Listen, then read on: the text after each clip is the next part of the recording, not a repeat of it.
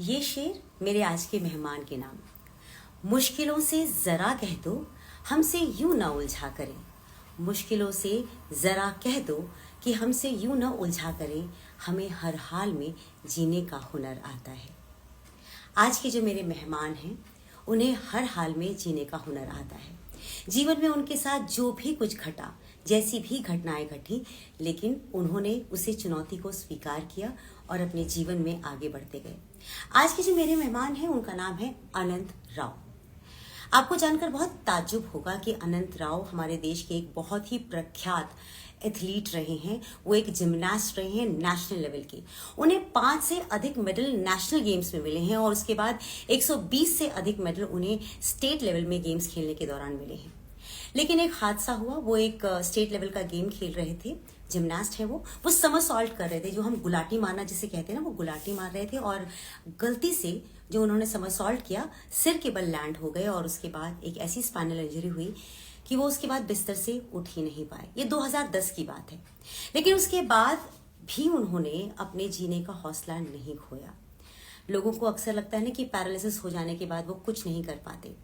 शायद अगर ये एक आम इंसान होते और अगर हार मानने वालों में से एक होते तो ये शायद कभी उठ खड़े नहीं होते। लेकिन फिर भी इन्होंने बहुत हिम्मत दिखाई, बहुत मेहनत की डॉक्टर्स की मदद से। अब ये एक पैरा एथलीट के तौर पर हम सबके बीच में हैं। डिस्कस थ्रो करते हैं और अभी भी बहुत सारे नेशनल गेम्स खेल चुके हैं और देश का नाम रोशन कर चुके हैं। तो मुझे लगा कि ऐसे व्यक्तित्व से हमें बात ज़रूर करनी चाहिए जिनके जीवन से हमें कुछ प्रेरणा मिल सकती है। आमतौर पर मैंने देखा है कि जब मैं किसी फिल्म वाले का इंटरव्यू लेती हूँ तो बहुत से लोग जुड़ जाते हैं लाइव देखने के लिए। बहुत से लोगों को बहुत मज़ा आता है उसे देखने में। लेकिन जब मैं किसी ऐसे व्यक्तित्व का इंटरव्यू लेती हूँ तो अक्सर लोग कटने लगते हैं। लेकिन यकीन मानिए, जो रियल लाइफ हीरोज़ होते हैं ना, वो यही होते हैं जिनसे हमें कुछ सीखने को मिलता है। तो बहरहाल मैं नमस्ते, how are you? Namaste madam. नमस्ते। हाउ आर कैसे यू हैं मैडम? आप? हाँ, बहुत अच्छा है आप मैडम। बहुत अच्छे हैं ना। मैं लोगों को बता दूं कि सर बैंगलोर से हैं और इंग्लिश अच्छी बोलते हैं। इन्होंने मुझसे वादा किया मुझसे हिंदी में भी बात करेंगे ताकि जो हमारे हिंदी के दर्शक हैं वो भी इनकी बात को अच्छे तरीके से समझ सके। बहरहाल हमारे हिंदी के दर्शक इंग्लिश भी बहुत अच्छा समझते हैं sir. So what are you planning now sir? What next? What are you preparing for this now? Which games?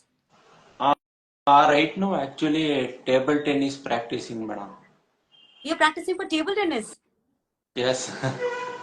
How about the discus throw? There is no other event for discus throw now. Discus throw, club throw actually मेरा main event था athletics में। हाँ। दिसंबर से मेरे को थोड़ा shoulder pain ज्यादा हो गया है थ्रो करने का टाइम में। अच्छा। सो तो शोल्डर पेन की वजह से मेरा परफॉर्मेंस थोड़ा कम हो गया एथलेटिक्स में। सो इसलिए मेरा टेबल टेनिस प्रैक्टिस कर रहे घर में। और आगे वाले दिन में मैं टेबल टेनिस में कंपटीशन करने के लिए प्रिपेयर हो रहा हूँ। अरे वाह सर। मतलब हम आपको अब टेबल टेनिस में भी देखेंगे कि टेबल टेनिस में भी आप कुछ अलग मेडल्स लेकर आ रहे हैं। अभी आपको 22-23 के दौरान भी तो फर्स्ट प्राइज मिला था ना? You won a gold medal I guess. या अभी वो पैरा वन एथलेटिक्स में।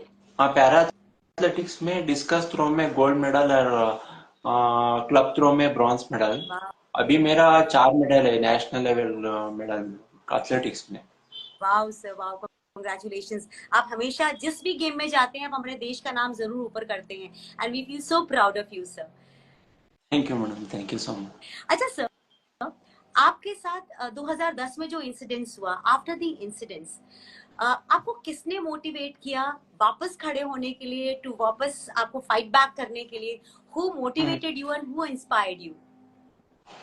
नहीं, मैं टीवी में भी पैरा स्पोर्ट्स के बारे में देखता था मैडम। राइट। मेरे को पता नहीं था मेरा कैटेगरी मेरा इंजरी की वजह से मेरे को भी इवेंट मिलेगा, ऐसा कुछ मेरे को कुछ आइडिया नहीं था मेरे को। अच्छा। मेरे को Satyanarayan sir para athletic chairman है ना, उन्होंने मेरे को एक दिन फोन किया था मैडम।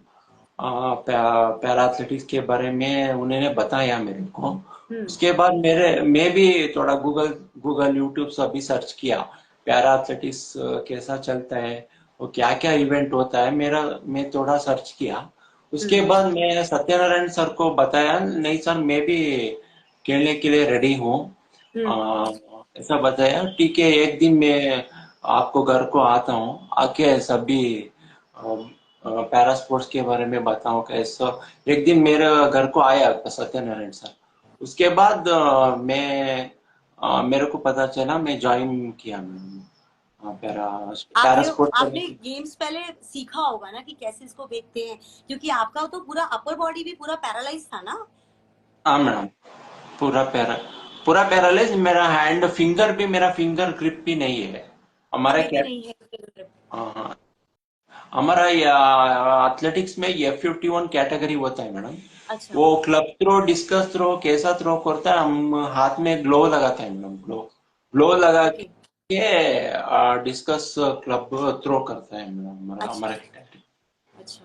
हाँ, पूरा लो कैटेगरी होता है मैडम हमारा। अच्छा। अच्छा।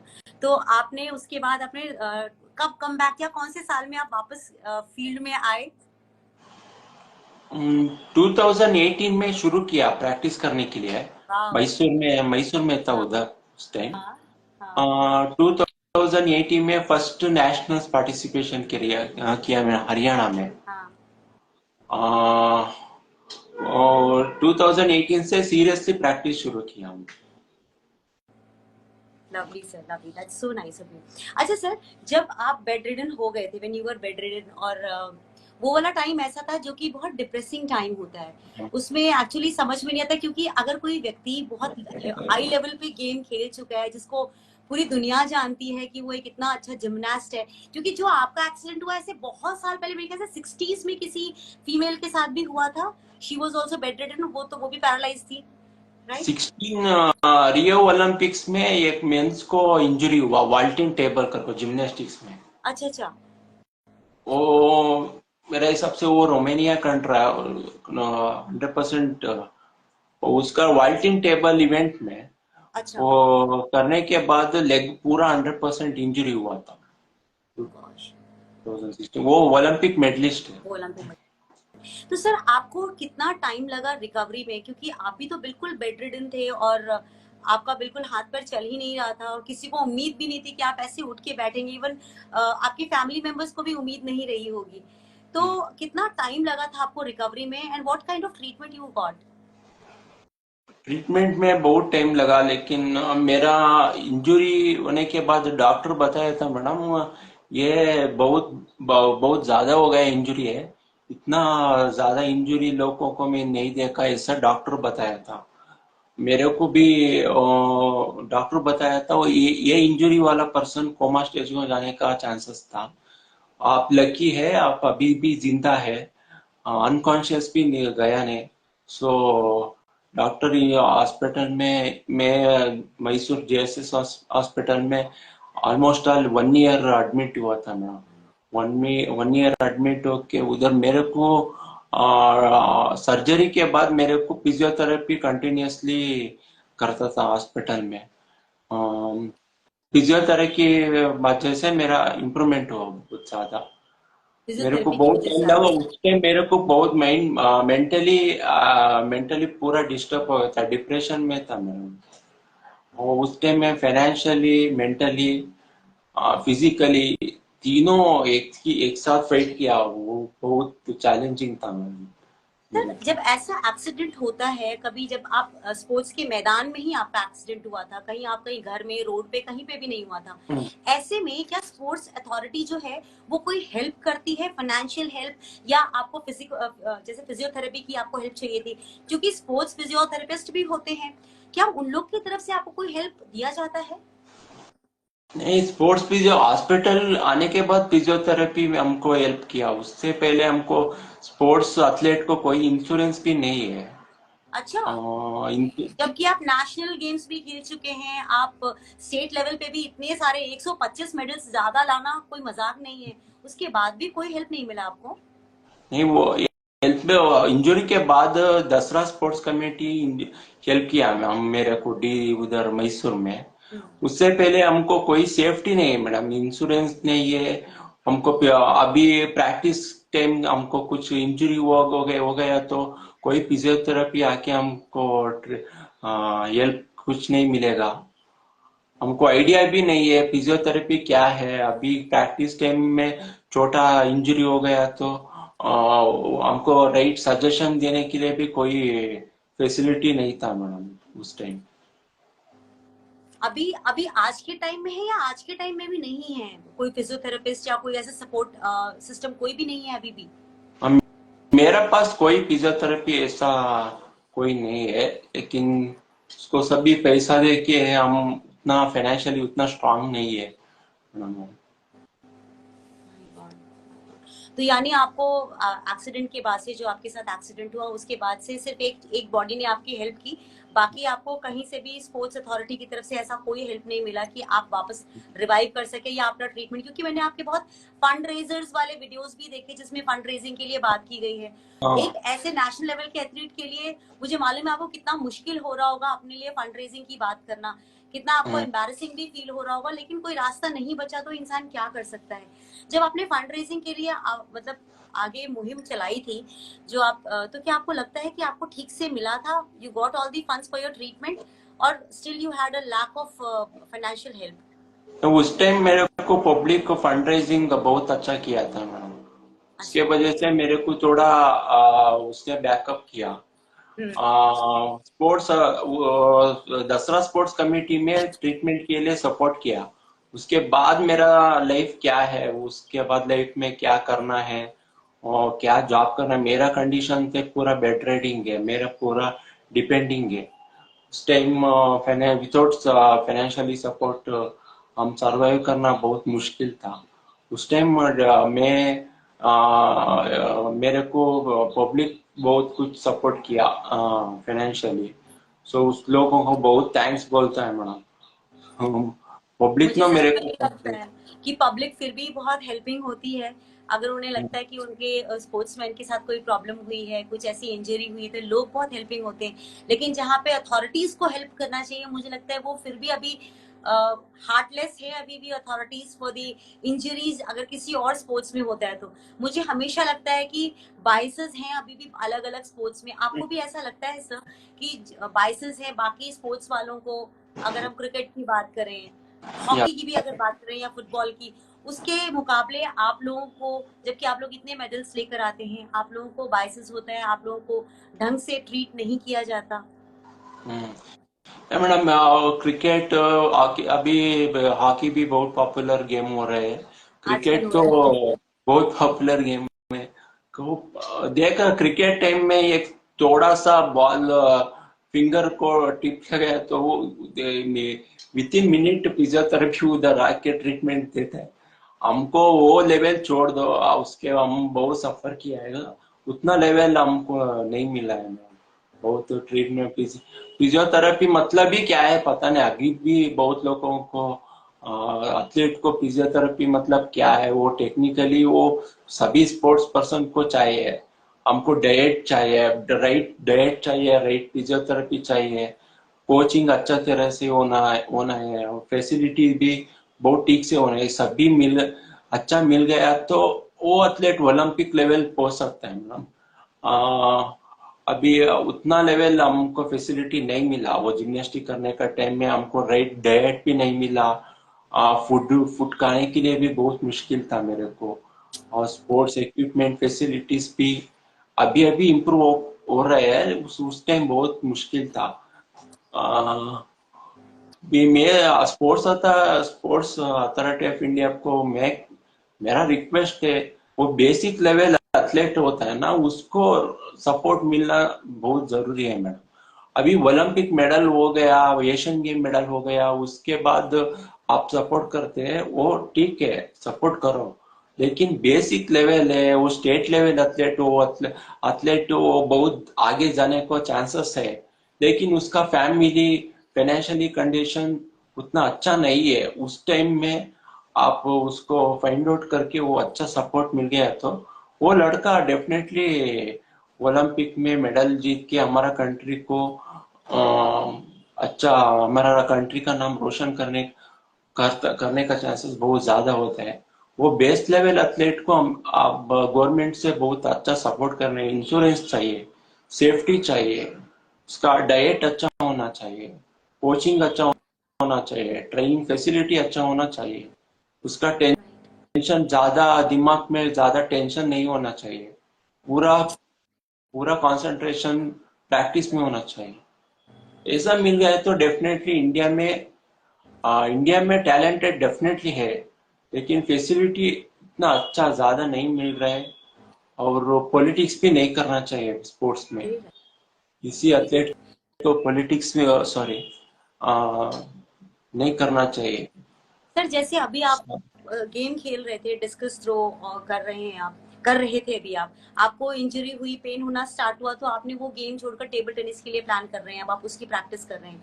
तो जब आपको वो वाला पेन स्टार्ट हुआ, अभी जबकि आप गोल्ड मेडल जीत चुके हैं, तो भी क्या आपको कोई सपोर्ट नहीं मिल रहा स्पोर्ट्स अथॉरिटी से कि अगर इनको पेन है तो इनको फिजियोथेरेपी दें, इनको ट्रीट करें, ठीक से डाइट इनका देखें? अभी भी नहीं कर रहे हैं? नहीं, अभी भी नहीं कर रहे। मैं क्या बोल रहा हूँ, मेरा नेशनल मेडल 4 मेडल हो गए। 2021 में मेरा पहला नेशनल लेवल ब्रॉन्ज मेडल हो गया मैडम। हम्म। अभी तक मेरे को नेशनल मेडल का कैश अवार्ड ही नहीं मिला। कैश अवार्ड अभी तक नहीं मिला? नहीं मिला, यही सच्चाई है, मैं झूठ नहीं बोल रहे। 2021 में नेशनल में ब्रॉन्ज मेडल हुआ, कैश अवार्ड नहीं मिला। 2022 में अगेन मेरा नेशनल मेडल हुआ, उसका भी नहीं मिला। 2023 लास्ट ईयर में मेरा national level gold medal and bronze medal वो भी मिला। अभी तक सिंगल रुपी मेरे को कैश अवार्ड नहीं मिला। एक ऐसा फैसिलिटी है, एप्लीकेशन डाल के अभी 6 महीना हो गया। हम सर इसके लिए रिस्पॉन्सिबल कौन सी बॉडी है? स्पोर्ट्स अथॉरिटी ऑफ इंडिया है या आपकी स्टेट गवर्नमेंट है? कौन स्टेट इसके लिए रिस्पॉन्सिबल है? ये स्टेट गवर्नमेंट स्पोर्ट्स अथॉरिटी और मेन इंचार्ज होता है, क्योंकि ये हर एक स्टेट में, अभी हरियाणा स्टेट उधर पे कैश अवार्ड का अमाउंट भी ज्यादा है। हम्म। हरियाणा में, राइट। उड़ीसा में। राइट। हमारा स्टेट में उतना ज्यादा नहीं है, लेकिन पैसा तो रिलीज करना ही पड़ेगा ना। वो पैसा मिल गया तो हम प्रैक्टिस के लिए हेल्प होता है। अभी एक चीज बताओ, हम कंपटीशन पार्टिसिपेशन करने के लिए भी फाइनेंशियली चाहिए। हम्म। क्या होता है, हम अभी एक नेशनल्स हुआ, नेशनल्स को जाके पार्टिसिपेशन करने के लिए हमको हमारा मेरा कंडीशन बोलता है, मेरा डिपेंडिंग है, मैं कंप्लीटली डिपेंडिंग है, मैं ट्रेन में ट्रैवल नहीं कर सकता। हम्म। मैं फ्लाइट में ही जाना पड़ेगा। फ्लाइट में जाना, मैं मेरा वाइफ को मैं लेके जाना पड़ेगा। उसका भी फ्लाइट टिकट जाना लेना है, मेरा भी फ्लाइट टिकट। वो जाके आने के लिए अराउंड मेरे को 30,000 होता है मैडम। 30,000 एक नेशनल लेवल पार्टिसिपेशन करने के लिए फ्लाइट टिकट, और round trip including including logistic. Local का लोकल सभी हम भरना पड़ता है। 30,000 रुपीज होता है। वो पैसा हमको कोई नहीं देना पड़ेगा।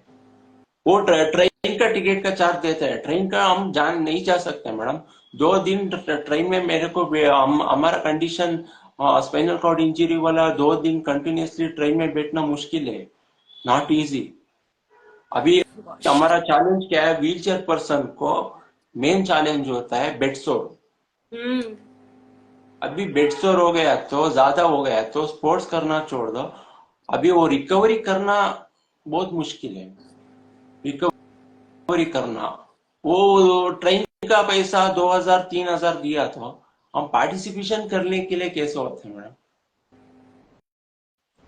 वो ओके, उसने सभी पैसा खर्च करके मेडल लेके आया। मेडल लेके आने के बाद में हमको कैश अवार्ड मिल रहा है क्या? कैश अवार्ड भी नहीं, अभी तक में नहीं मिला हमको 3 साल से। सो सैड कि अभी तक जो आपको मिलना चाहिए आपको अपने अधिकार ही नहीं मिल रहे।